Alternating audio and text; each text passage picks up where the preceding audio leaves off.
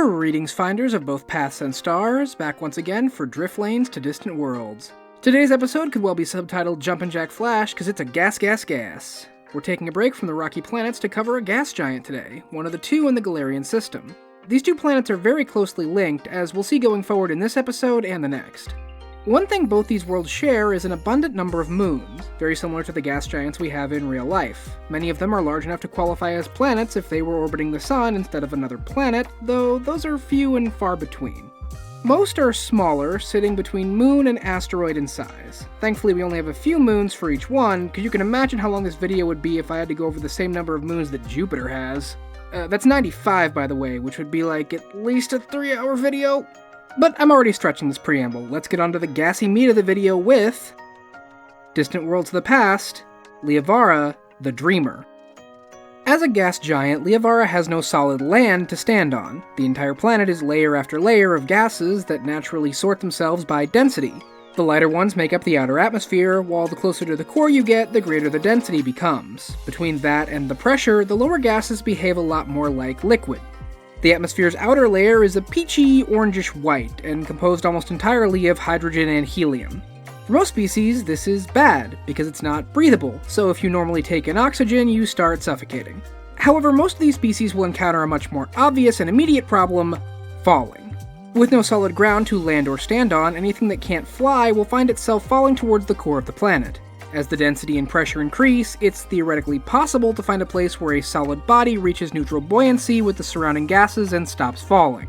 However, couple issues with this. First, such a gas would be unbreathable, not just because it isn't oxygen, most likely, but because based on the quick math I searched, that gas would be about 750 times denser than an Earth-like atmosphere. So your lungs would fail to inhale, since they'd need to be 750 times stronger just to move that gas. But that leads us to the second issue, which is that the atmospheric pressure would crush you to death before that even became a problem. Thirdly, before you could even be crushed to death, the friction of the air would burn you up like an object on re-entry. Bottom line, if you can't fly, do not come here, you will die. But why would you come here at all, if there's no ground and nothing but clouds all around? Well, there is the unique wildlife for one thing. Several creatures live in the atmosphere of Liavara, spending their entire lives floating through the clouds. The bottom of the food chain is occupied by gigantic bacteria and floating plants capable of pulling moisture directly from the surrounding atmosphere. These are preyed upon by a variety of animals that resemble a mix of birds and sea life. Cloud skates, which look kind of like a manta ray, zoom through the sky on biological jets, avoiding the nearly invisible bodies of the Terranakes, a living jellyfish balloon that floats around unseen, the silent killer. Deeper in the atmosphere, things start to resemble an ocean more than the sky.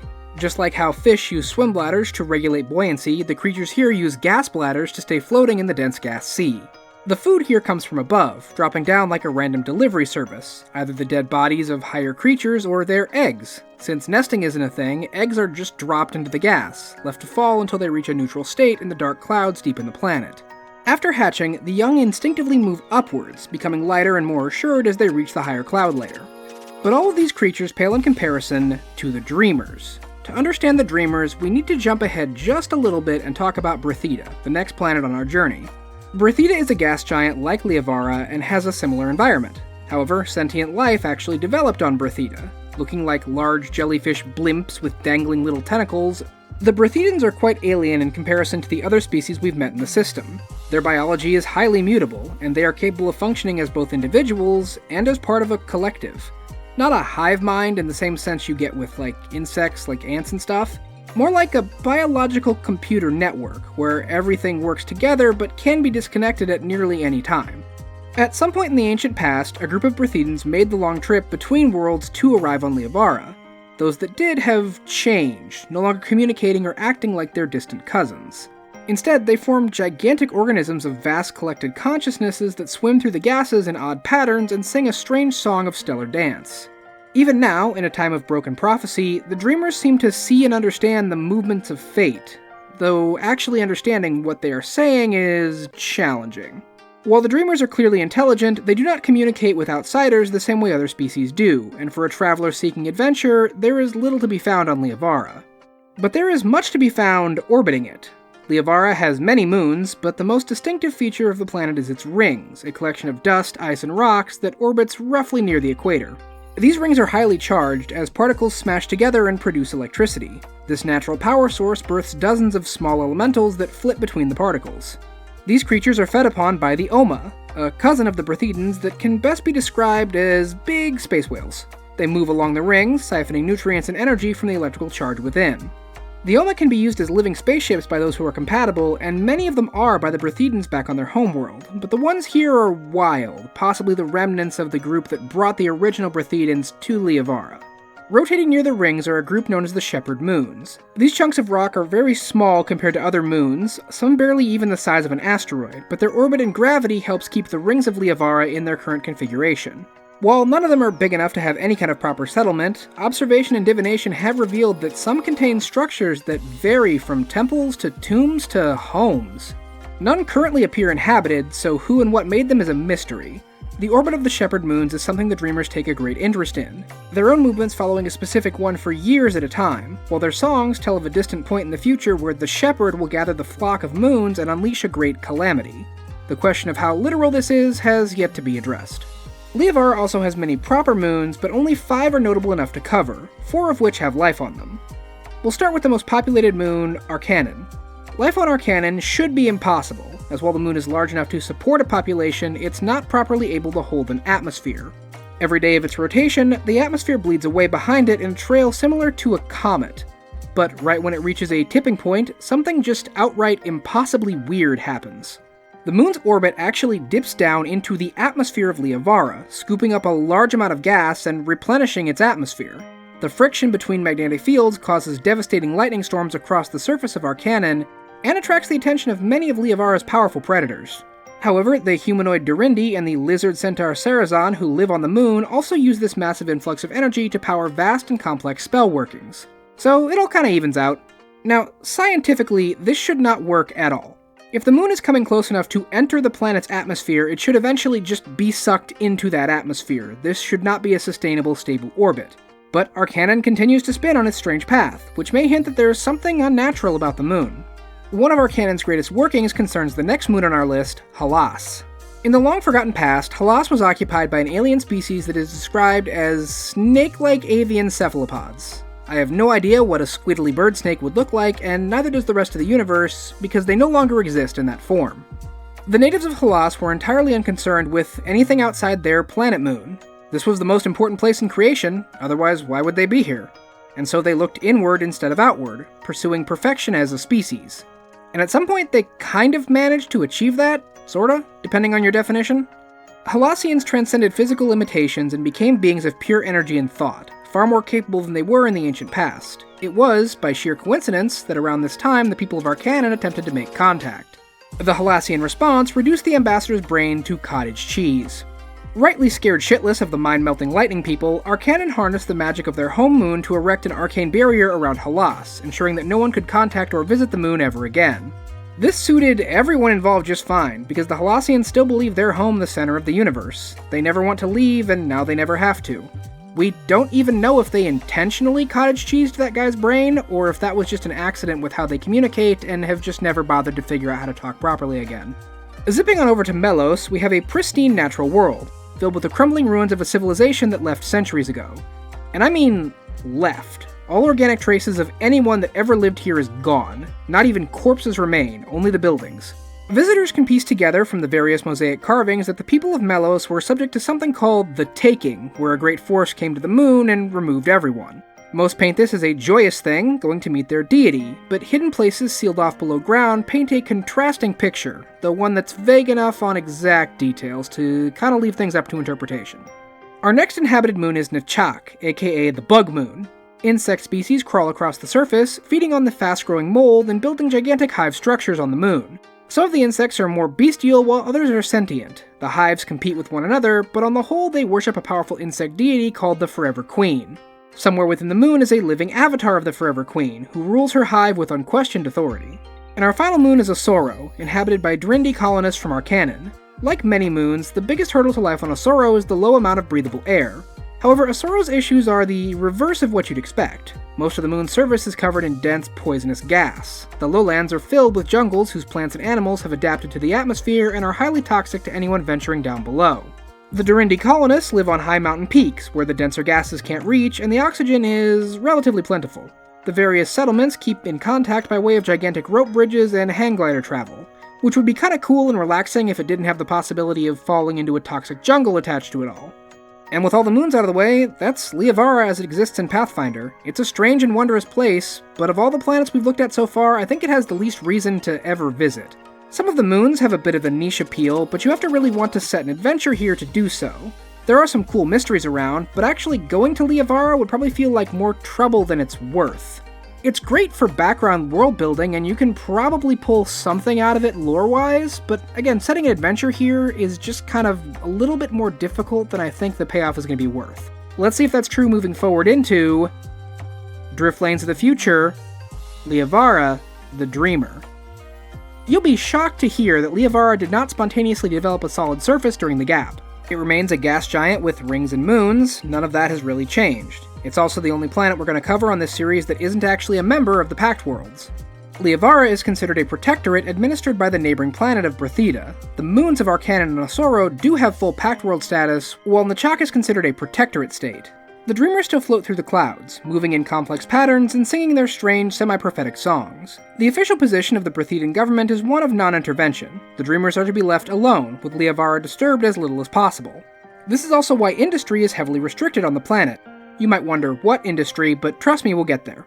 Even though the technology exists to create floating cities, there's functionally only one on Liavara. Roselight has a fairly small population, largely because it doesn't exist as a tourist destination, but as a business and bureaucracy hub. Because most of the off-worlders here on Liavara are here to do one thing: mine the planet for rare gases. This actually makes a lot of sense. Stuff like helium has way more uses than just filling balloons, and a noble gas like neon is absolutely necessary for that cyberpunk future aesthetic. We can't not have neon signs. I mean, come on, what are we, neonless? I don't want to be neonless. And the unique pressures and temperatures of a gas giant like Liavara can produce some rarer and more unique compounds, and that's before you factor in magical environments and strange occult psychic energies that the planet produces. But these kinds of ecosystems are very delicate, and removing gases can have a lot more knock-on effect than removing metal from the ground. Thus, the mining industry is highly regulated by the Barathu of Berthida, and if you want to get permission to mine gas, you go to Roselight. The Stewards maintain a presence here, as does the Starfinder Society. The Aspis Consortium can also be found here, using their status as a quasi-member of the Pact Worlds to skirt as many laws as physically possible in order to make a profit from gas mining. You could report them to the Office of Commercial Interests, but anyone who interacted with the OCI for longer than about an hour is aware that it's full of bribery and corruption. There are legitimate factions fighting for Liavara's environmental issues, like the Xeno-Wardens operating out of the Rose Garden, who will work with the Berthidan government to keep their sister planet stable and the Dreamers undisturbed. Confounding this delicate balance further is the current head of the OCI, Weodrau Li Ashti, whose decision-making process is, esoteric is the word I'm gonna go with. They have embraced their post on Liavara as a way to connect with the Dreamers and attempt to make decisions using similar logic to their enlightened cousins. Which is an interesting way to do business, though if you told me a modern CEO made their investment decisions based on the harmonic positioning of Jupiter's moons, I'd believe you, so I mean maybe it's not that strange after all? Rotating above Roselight is the station of Upwell. Built on one of Liavara's Shepard Moons that wasn't doing anything particularly important previously, Upwell is the planet's main spaceport, funneling people and goods down to Roselight as necessary. This keeps the planet clear of bulk shipping and all the issues that would come up from needing to accommodate that. Unfortunately, Upwell has never been the most well-run port, and the number of accidents have been increasing in recent months, with fingers being pointed every which way for who the source of the sabotage might be. But policing a planet, especially one this large and easy to get lost in, is incredibly hard. Various illegal miners and weird dreamer cults make it onto Liavara every year. Some manage to get out again, but just as many need to be rescued by the stewards or else die in obscurity, their mining platforms and communication balloons drifting down into the superheated pressurized core of the planet, never to be seen again. Though not everything outside of Roselight is an illegal platform held together by duct tape and hope, though. The various epifarms make use of the synergistic nature of Liavara's giant bacteria and plant life to grow the food necessary for the legal mining platforms to stay in business. These supplies also support the Deep Station, a research site dedicated to studying the inner depths of Liavara, similar to the study of the deep cultures in the Sun. They've yet to go super deep, as the electromagnetic interference from the pressurized gases makes communication and resupply difficult. Across the planet from Roselight is the tiny enclave of Sidon, and I mean like literally across the planet. They try to stay exactly opposite Roselight. This little settlement is a pilgrim site for aspiring mystics from across the universe, who flock here attempting to use Liavara's psychic emanations to unlock their own latent psychic powers, as well as to worship and study the Oma that swim through the planet. Previously, this worked about as well as combining mall shop crystals and Abylonian yoga, which is to say you succeeded in spite of it as much as because of it. However, that has changed in recent times, as something about Sidon has started granting people visions and powers. Some say this is a gift from the Dreamers, but nothing can be proven. Given recent events in the galaxy, it's possible these powers were a warning of things to come, or the first in a long line of increasing manifestations and consequences. Time will tell. Now, I said there's no solid land on Liavara, and that's true, but there is a strange cluster of rocks that manage to hold together in the atmosphere. They are large enough that a settlement could be constructed here, but the stones of the cluster are constantly grinding together, which would destroy any settlement built here. More disturbingly, the Dreamers seem to avoid this place, which raises a lot of questions that I don't have answers for. After all, this has to have come from space. There's no natural rock on Liavara, so where did it come from and what is pushing the Dreamers away from it? The prevailing theory is that it's the remnants of a Shepard Moon that crashed into the planet in the past. But the Dreamers seem to revere and worship the Shepard Moons, so why would they be avoiding this one? Personally, I think it's a bad idea to start wondering why the Dreamers do anything, because that's just a rabbit hole you're never going to stop going down. This kind of thinking is what keeps most people away from the Vents, an area on the southern hemisphere of the planet that features a constant upswell of gases from deeper in the planet's atmosphere. A lot of mining companies and gas barons would love to get their hands on the valuable chemicals in the area, but the extreme number of Dreamers that flock to the region to cavort among the clouds has made this one of the more policed locations. Pressure is mounting on the OCI to allow people to mine the area, and a lot of money is going into upping that pressure, but they haven't caved yet. Our last site on the planet itself is a little bit of a novelty. The Old Hulk is an ancient and abandoned mining platform that was used during the Gap. It had already been abandoned when history resumed and was deemed too difficult to salvage, so it was left to simply drift down into the planet's core like most other stations. However, the buoyancy engines that keep the platform afloat haven't totally failed, so the station will still kind of float in the atmosphere. They aren't at 100%, so they fail and power back on at random, making the Old Hulk bob up and down in the gases, breaching the upper layer like some kind of large mechanical whale. Salvagers swarm the station when it emerges, eager to grab what they can before it dips below the clouds again. If nothing else, you can just start ripping copper wire out of the walls. To say nothing of any actually still working mining technology you could find. And it's totally safe to do this too. Ignore all those rumors about crews that didn't come back, totally unrelated. Just make sure you get out in time. But this is a good reason to transition to the Shepard Moons, which continue to orbit the planet around the giant rings, their gravitational effects keeping the natural phenomena in place and maintained. The rings themselves are still home to pods of Oma that fly across, skimming for electromagnetic energy and loose particles. Through studying the Oma, there was a recent incredible discovery made here. An incredibly small number of particles in the ring, we're talking 1 in a billion, are made of a rare kind of crystal that can hyper-resonate with every sound wave that has ever passed through it. This has sparked a rush to find one, as some scientists believe this might allow us a glimpse into the Gap, though nothing has been proven just yet. Again, you're looking for a particle in planetary rings. Forget finding a needle in a haystack. This is like trying to find a needle the size of a microbe on a planet with your naked eye. Good luck. Now, most of the Shepard Moons don't have names. After all, there are so many of them, and most of them are just rocks. They usually go by a designation of S-number, based on when they were surveyed. Some, like S-288, do gain nicknames though. This one is called Hull Heap because of the massive number of crashed ships that litter its small surface. Why the first crash happened, no one knows. That's not unusual, stuff crashes sometimes, all the time. But rumors make mountains out of molehills, and many more ships have been drawn to Hull Heap for the treasure that have obviously been piling up as more and more head towards the moon and then crash. Now, a reasonable person might look at this and go, hey, all those ships that approach all crash for a reason we can't explain, maybe we should stop going there. But obviously, whatever is doing this is just the biggest treasure of all, and surely my skill is good enough to avoid a crash, so obviously I'm gonna make it big. Huh, what's that? Yeah, sure, I'll put my insurance payout in your name, not like I'm gonna need it after I get rich off of this moon haul. And speaking of disasters waiting to happen, let's talk about S-569, a totally normal and unassuming moon with very little notable about it. All the Shepard Moons that are cataloged are tracked, and that tracking led to a startling revelation. S-569's orbit has shifted ever so slightly. Normally this would be an interesting footnote for scientists, but this shift is going to have catastrophic consequences fairly soon on a galactic timescale. The change in course means that within a few years, S-569 is going to crash into a Soro, which would be an extinction event for the moon and the people living there. Since orbits only shift if something affects them, the people of Osoro are quite keen to find out just what has shifted S-569's orbit, as well as what they might do about it. While there are still years until this becomes an issue, orbital mechanics are the kind of thing you want a lot of time to double check, so the moon is feeling the time crunch.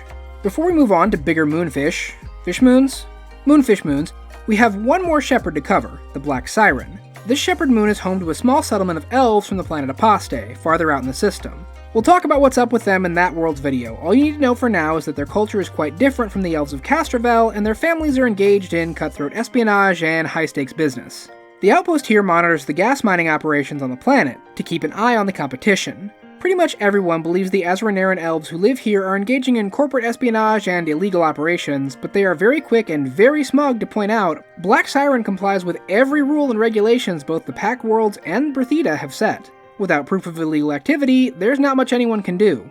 So let's just move on before anyone involved decides we're a problem that needs to be dealt with. While Liavara is not a member of the Pact Worlds, Arcanon is.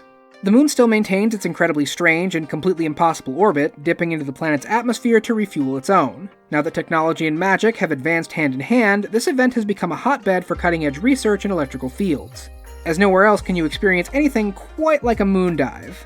The city of Teletyrannus is the capital of Arcanon and boasts many of the system's best magical academies. The entire city is powered each year by the moon's dive into the atmosphere, as large crystal pylons on every street siphon off electrical energy from the atmosphere, in what I'm sure is quite the show. More technological research is done down at the Denkiri Institute, though the research there has developed an issue in recent days. Some researchers have started experiencing a lethal amount of cranial overstimulation as a result of rapid pressurization increase.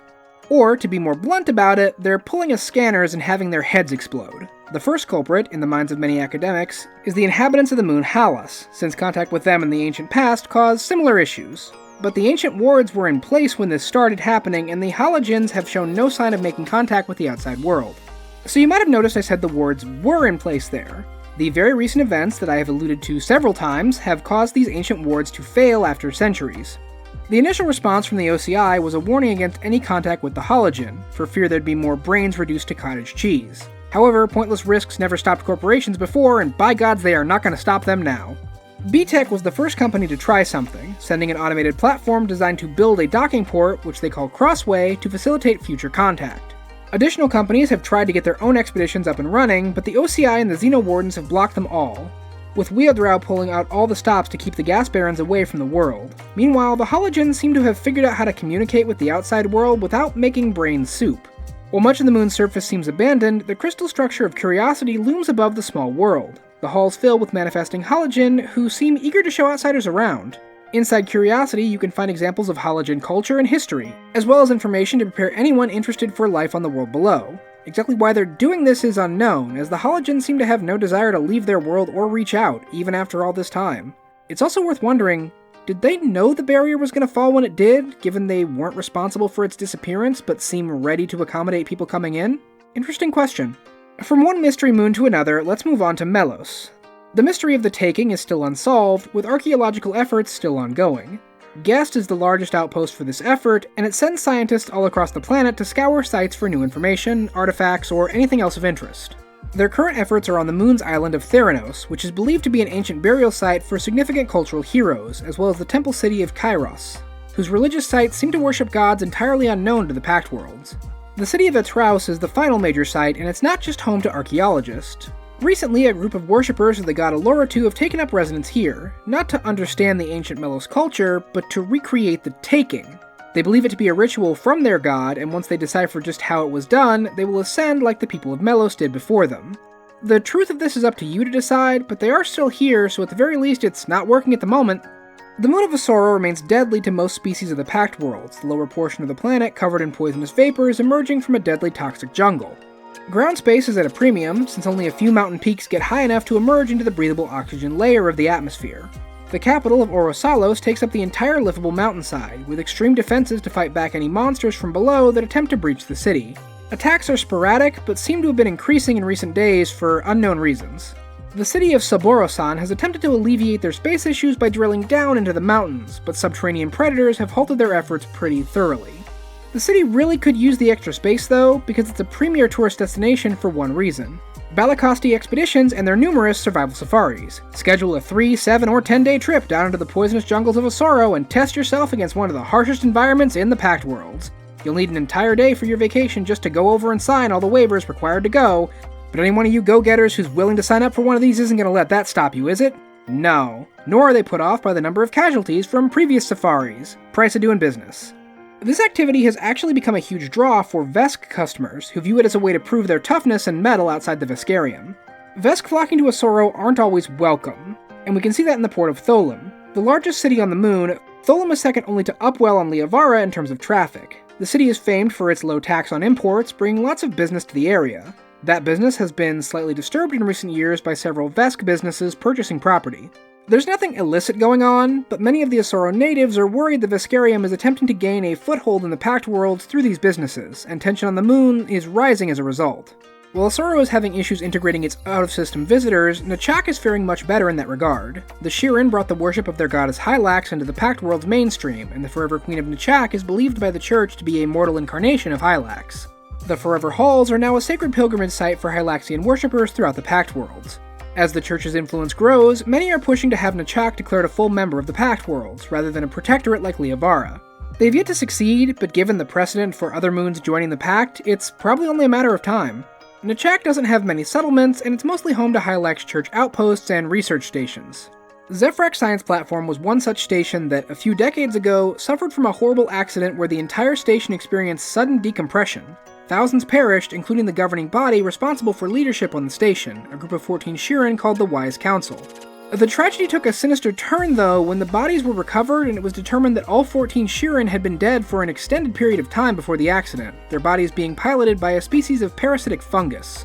Their plan, to crash the station into Nachak, had been foiled by the accident and their existence and conspiracy exposed. The new leadership of the station, composed of several different species and regularly screened to avoid a repeat, has looked into the accident dozens of times, but no one has ever figured out just what caused the decompression. Given what it exposed, the accident was likely deliberate sabotage, but whoever did it has gone uncaught for decades. Liavara's psychic sensitivity has been a great boon for the planet, but after recent events, it just might become a liability. The incident we've alluded to several times occurred at the edge of the Pact World system, and Liavara was close, in a cosmic sense, to the center of events. The Dreamers have reacted to the new developments in strange and dangerous ways, with some believing that whatever dream they have been living in for centuries, it is now over and they are waking up. And as they are not pleased. Some are lashing out at miners and settlements, but many more are plunging deep into the planet, where they can no longer be heard. What they are doing down there is a mystery. No one is sure if they are hiding or gathering. I'm not really fond of either. This change very much threatens Liavara's status quo. The gas giant is the closest the Pact Worlds have to an uninhabited world, with outside presences at a minimum compared to the local wildlife. Now things are shifting fast, the Dreamers are awake, and the Hollis Moon is open once again. Funny enough, this makes Liavara a hotbed of political and corporate intrigue, as the gas barons seek to keep their mining operations working, and the inhabited moons adjust to the presence of a new world among them. Ever wary of the possibility that the Hologen could shift their isolation at any moment to something more sinister. So it turns out, yeah, there's a lot more reasons to go to Liavara in the future than there were in the past. So Finders, how did you like Liavara? It's the first of our two gas giants and the most truly alien location in the Pact Worlds. Brithida is similar, but as we'll see, the presence of a greater civilization in comparison gives a few more vestiges of normality. No such thing exists on Liavara, it's all alien gas dudes all the way down. And I love that. Science fantasy has a chance to get really truly weird with things, and Liavara is our first glimpse at that. We'll see more next time, but this will have to do for now. Please take a look at the socials and the Patreon down below, and until next time, keep your eyes on the stars, and explore, report, and cooperate.